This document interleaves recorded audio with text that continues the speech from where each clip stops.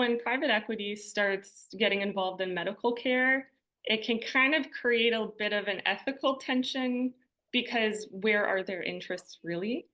Um, that's not to say that they don't provide a good quality of service or good quality of care, but what we do see is that their prices tend to increase a little bit more than independent clinics.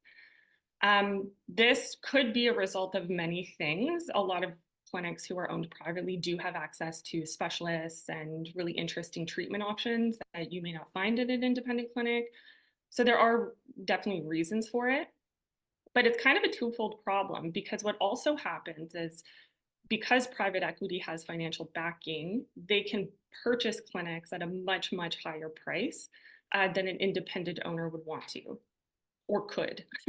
So not only are we seeing a rise in private, like corporately owned hospitals, but we see less and less independent veterinarians want or are able to purchase the clinics themselves. Um, the food costs have increased quite substantially. Some of that had to do with COVID supply chain issues, and a lot of it is to do with general inflation as well. So across the board, the increase in vet fees are also because of everything that the individual citizens are experiencing. So for example, a lot of clinics don't own the building that they operate out of, so their rent costs have increased substantially. Um, a lot of it also has to do with vet shortages and shortages of technicians.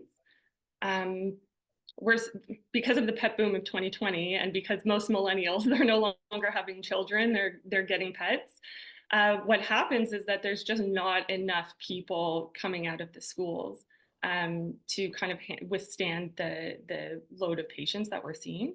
So, we're often trying to squeeze in a lot of appointments in a really short amount of time. The wait times are increasing a little bit. We're just doing what we can to make it work. In addition to that, in terms of the technicians, which are sort of like the equivalent to nurses, if we want to equate it to human healthcare, um, a lot of the technicians are pretty severely underpaid to the point where it's not, you can't make a living doing that career.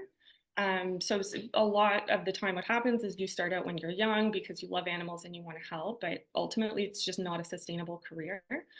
So you see a lot of turnover because of that as well. And then, Sort of in context of all of this is that there's no government help. The shelters might get a little bit, although I'm pretty sure it's run primarily by donations. But essentially it's entirely private. So one thing we're trying to work on is getting things like tax credits for people who spay and neuter their animals. That's kind of something that's in the works. But it's really hard because you have to love animals to understand why that's important. And so if you don't really get that connection to your average person, would they want their taxes going towards helping animals? It's really challenging.